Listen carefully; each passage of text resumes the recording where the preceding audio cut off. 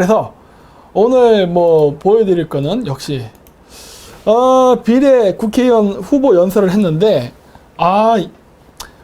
화장을 잘했더구만. 예, 이게 지금 이게 현재 본판 모습이고 저거는 다 화장빨입니다. 예, 화장빨. 이거 방송 끝나고 나서 화장 지우니까 막 티슈를 이만큼 나와. 이게 지금 보면 피부가 되게 더럽죠? 야, 이게 원판입니다. 네, 이 더러운 피부가 원판이고 이 화면상에 나오는 저거는 화장빨이에요, 화장빨. 남자도 화장빨이 가능하다는 걸 내가 처음 알게 됐어요.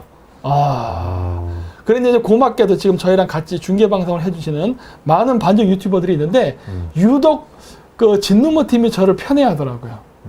그래서 제가 그 포스터의 역사를 한번 보기 위해서 이렇게 쭉 보고 있는데 이게 처음에 나왔던 포스터 어디서 이런 그림들만 잘 찾는지 정말 대단합니다. 이런 것들 전 요즘 그 기대되고 있어요. 다음 편에는 뭐가 나올까. 오늘 뭐가 나왔을까 모르겠어. 이런 거 어젠 드래곤볼 모드. 네. 그리고 이제 This is Sparta. 이건 뭐야? 죽창. 죽창이 나오면 하고 싶은 말이 있지 않습니까? 죽창. 사자성어요? 네. 오늘 그것만 안 해주신 것만 해도 너무 감사합니다. 죽창. 이런 것들 좀 마음에 들고 이게 어젠가 했던 거.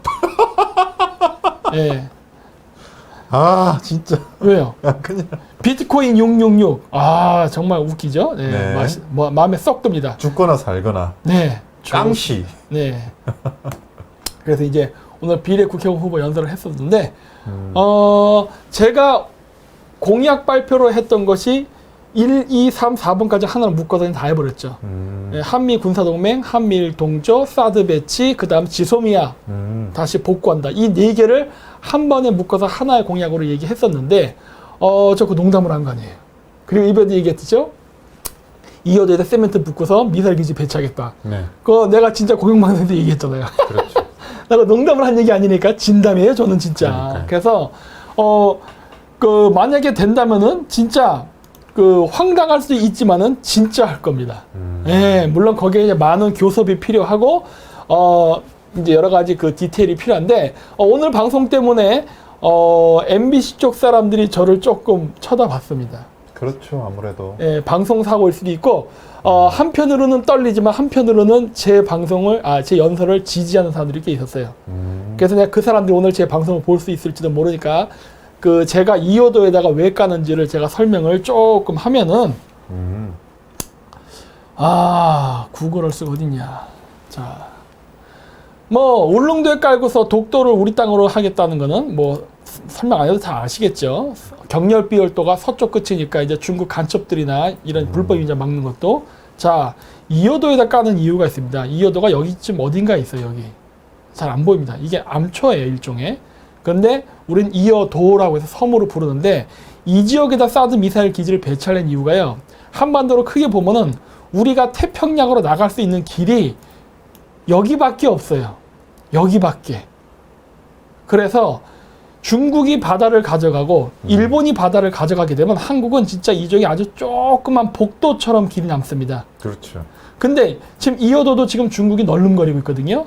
심지어 제주도까지 지금 차이나타운을 건설해서 지금 가져가려고 하는 판입니다. 맞습니다. 이렇게 되면 우리나라가요, 말로만 3면이 바다지, 이 카스피에 있는 카자흐스탄 국가와 다를 게 하나도 없는 거예요. 왜? 그렇죠. 갇힌 국가가 되는 거예요. 중국이 이 남중국해에다가 인공섬을 만들었습니다. 그래 놓고 이 인공섬을 만들었고 여길 자기네 바다라고 지금 우기고 있어요. 그러다 보니까 이 무역선들이 지나갈 때 이쪽 바다를 지나가잖아요. 그러면 자기 바다 지나가지 말라고 승질을 냅니다. 그리고 군함을 보내서 방해를 해요. 이런 상황인데 우리나라가 지금 이어도에 대한 영유권을 정확하게 해놓지 않고 방치해갖고 이 지역을 선점적으로 빼앗긴다면, 여기 조그맣게 보이네. 빼앗긴다면 우리는 태평양으로 나선 길 자체가 막히는 거예요. 그러면 우리나라의 GDP 대부분이 수출로 해서 먹고 사는 나라인데 바닷길이 막혀버리면 우리는 중국 눈치를 보면서 수출을 해야 됩니다. 그러면 우리나라의 그 경제적 자주권을 빼앗길 수 있기 때문에 제가 이렇게 하겠다는 겁니다. 심지어 세멘트를 부어서까지. 왜? 이미 선례가 동북아시아에 있어요. 그렇죠. 일본도 했습니다. 센카쿠 열도라는 곳에. 네. 그랬고 중국도 지금 저기 남중국해에다가 세멘트를 붓고서 지금 미사일 기지를 건설했어요. 맞아요. 그랬기 때문에 중국이 하는 거를 그대로 연맥이기 위해서 아니면 상호주의에 입각해서 우리도 똑같이 세멘트 붓고 미사일 기지 지어도 된다예요. 왜? 중국이 했기 때문에. 그래놓고 지금 자기네가 그 지역이 바다라고 하면서 자꾸 통과를 못하게 방해하잖아요. 네. 우리도 똑같이 하면 돼요. 그렇죠. 네. 일본은 예외. 동맹국은 예외입니다. 그렇죠. 하지만 우리와 동맹국이 아니고 우리의 주권을 자꾸 위협하는 중국은 안 돼. 근데 중국은 이렇게 나가야 된다고. 본인들은 상호주의인데 네. 항상 어떻게 하냐면 다른 국가한테는 특히 한국한테는 대한민국에게는 편면주의입니다. 편면주의. 네. 그렇죠. 예, 본인들은 되고 너네는 안 되고. 네. 꼭 이번 정권과 비슷하지 않습니까? 그렇죠. 내로남불. 그렇죠. 네. 그리고 또 이제 마지막에 시간이 없어서 짧게밖에 말을 못했던 건데 미국에서 이미 발생을 하고 있습니다. 이번에 중국의 우한 폐렴에 관련된 손해배상을 이미 하기로 했답니다. 중권 면책 예외 적용이라는 법안을 발의했다는데 이게 무슨 말인가 하고 찾아봤더니 이런 거더라고요. 원래 외국 정부는 국제법상 주권 면책 원칙에 따라 소송 등 법적 조치로부터 보호를 받는다. 주권 면책은 한 국가와 그 재산은 외국의 재판 권한을 받기라는 내용이다. 다만 미국은 외국 주권 면책 특권으로 주권 면책 예외 조항을 두고 있다. 아, 우리나라도 이제 예외 조항을 둬야 되는 거예요. 결국 재산 몰수할 거란 얘기네요. 당연하죠. 네. 이거 제가 얘기했잖아요. 네. 어? 내가 미국의 대통령이면 미국에 있는 중국인들의 재산을 몰수할 것이다. 트럼프가 내 방송 보나 봅니다. 미국은 그런데 대한민국은 저 공산 이익주의를 따르지 않습니까? 그렇죠. 자국민 이익주의가 아니고 네. 그래서 자국민 우선주의도 아니고. 그러니까 제가 그래서 얘기한 거예요. 네. 나 같으면 그렇게 할 것이다. 근데 벌써 미국은 움직이네요. 그 내 방송을 보는 문재인 대통령은 뭐예요? 트럼프 대통령은 하는 것 같은데. 자, 그래서 이것도 농담이 아니라는 거예요. 저는 진담으로 얘기한 거예요. 그래서 우한 폐렴으로 죽은 사람들에 대해서 개인적인 소송도 길을 열어줄 것이고, 만약에 그분들이 소송을 어떻게 하는지만 모르면 그냥 주민등록증만 줘. 그럼 우리가 알아서 등록해서 국수원 변호사를 통해서 소송 걸 테니까. 네. 소송 금액은 백지수표를 주면 돼요. 알아서 적으세요. 알아서.